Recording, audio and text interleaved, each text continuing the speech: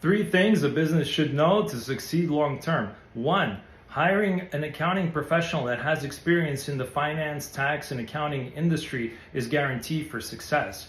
Two, you want to conduct financial analysis on a regular basis. So that includes revenue analysis, cost analysis, and conducting an annual budget. Without those, there's no way you're going to succeed.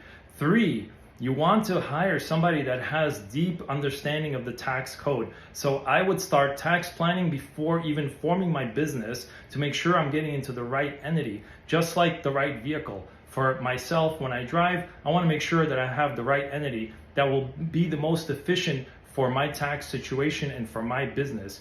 Lastly, I want to make sure that I'm doing tax planning on a regular basis. Tax laws change, and it is a snooze you lose type of environment. So if you don't take advantage of the tax code at its full potential, you will stand to lose in tax deductions and possible tax credits that apply to your specific niche.